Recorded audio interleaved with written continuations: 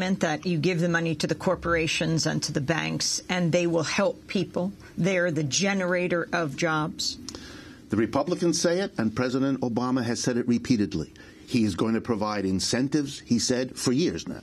He's going to provide inducements and support for the private sector to put people back to work. We have a 9.2% unemployment rate. That's what it's been for the last 2 years. That policy has not worked.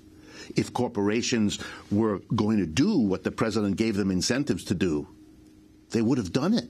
They're not doing it. There's no sign they're going to do it. You have to face that policy didn't work. What's the alternative? Well, we don't have to look far.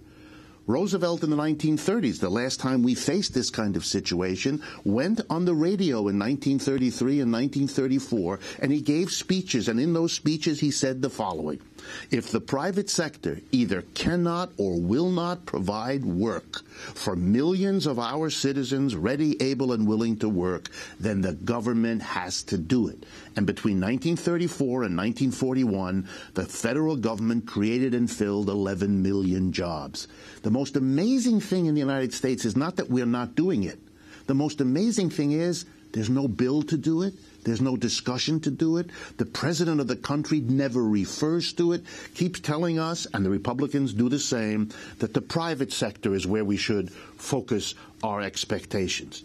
The private sector has answered. We are not going to hire people here.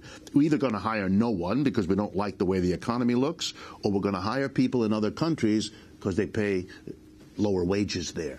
That's a response of the private sector taking care of itself. It's not a responsible way to run a society. And one issue that you raised in terms of how the corporations and bank profits have recovered tremendously, and many of these companies are sitting on huge piles of cash that rather than invest in new machinery or bring in new workers, they're just sitting on their money and presumably investing it because they're not going to put it in at the bank rates or CD rates. So they're obviously investing the money that they have rather than create those jobs.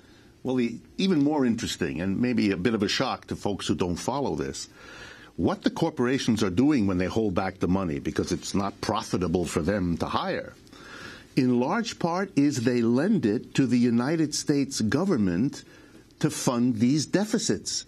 The United States government refuses to tax corporations and the rich.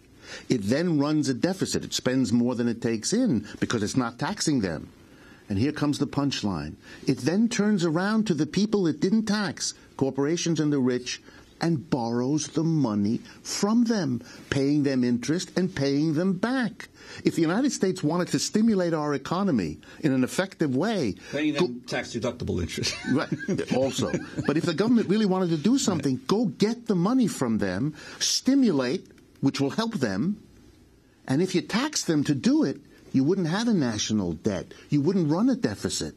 We're running a deficit because the people who run this society would like us to deal with our economic problems, not by taxing those who have it, the way we used to, but instead by endlessly borrowing them.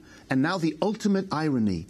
We've borrowed so much as a nation from the rich and the corporations, they now are not so sure they want to continue to lend to us because we're so deeply in debt, and they want us instead to go stick it to poor people and sick people instead. It's an extraordinary moment in our history as a nation. We have to